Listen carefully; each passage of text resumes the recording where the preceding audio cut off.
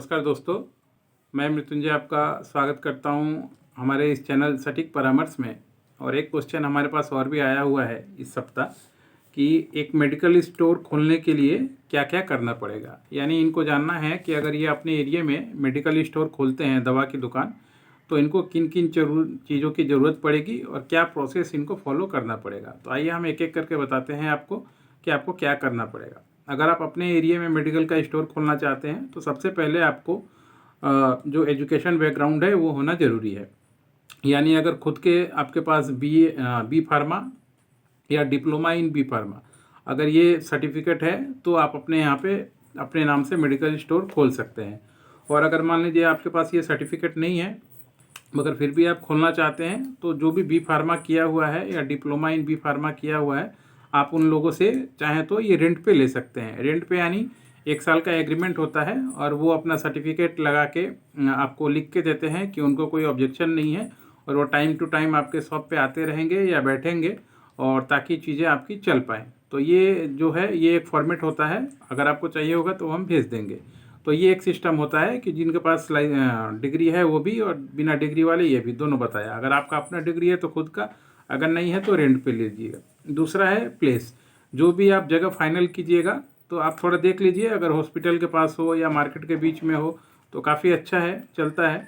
तो जो भी जगह बनाइएगा वहाँ पे उसका ट्रेड लाइसेंस आपको उस म्यूनसिपल कॉरपोरेशन से निकालना पड़ेगा।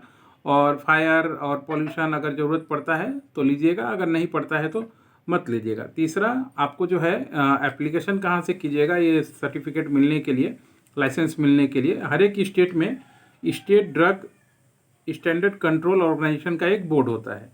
जो आप किसी भी डिस्ट्रिक्ट में जाइएगा तो हेल्थ इंस्पेक्टर का जो ऑफिस होता है, जो भी एक सब डिवीज़न में जहाँ पे डिस्ट्रिक्ट इंडस्ट्रियल सेंटर है वहीं पे ये CEB सर्टिफिकेट ऑफ एस्टेब्लिशमेंट भी वहीं पे मिलता है और ड्रग लाइसेंस का ये सर्टिफिकेट भी वहीं से मिलता है एप्लीकेशन। तो आप जो भी स्टेट में रहते हैं, स्टेट के डिस्ट्रिक्ट में रहते हैं, तो उस डिस्ट्रिक्ट में आप पता कीजिएगा कि आपका हेल्थ का ऑफिस कहाँ पे है। वहाँ पे जाके जाइएगा तो उन लोगों का फॉर्मेट होता है, प्रिस्क्राइब फॉर्म होता है, जहाँ पे ये जो जो चीज़ें हमने बताई आपको करके देना पड़ता है। उसके बाद वो लोग उसको देखते हैं, फिर जाके परमिशन देखते हैं। उसके बाद अगर मान लीजिए एप्लीकेशन करने के बाद इंक्वायरी भी आता है दुकान में देखने के लिए कि आपने जो जो चीज़ें बताई ठीक है कि नहीं है। तो इसका इंफ्रास्ट्रक्चर आपको देखना पड़ेगा। सबसे पहले तो मान लीजिए दवा आप कर रहे हैं तो दवा का लिस्ट आपके पास होना चाहिए, आपका सॉफ्टवेयर आपके पास होना चाहिए, आपका मैकेनिज्म होना चाहिए कि आप तुरंत दवा खोज के लोगों को दे दें। प्लस अगर AC है तो बहुत अच्छी है, और फ्रिज तो मस्ट है, क्योंकि बहुत सारी दवाएं हैं जो एक टेम्परेचर में रखी जाती हैं, या इंजेक्शन है, सीरीज है, उसको एक टेम्परेचर में रखना पड़ता है। तो इसके लिए फ्रिज मस्ट है। और इलेक्ट्रिक का कनेक्शन, ये सारा परमिशन आपको दिखाना पड़ेगा। फिर जाके वो लोग इंक्वायरी में आएंगे और आने के बाद आपको जो है दुकान खोलने का, मेडिकल स्टोर दुकान खोलने का वो लोग परमिशन देंगे। और हर एक साल इसका रिन्यूअल होता है।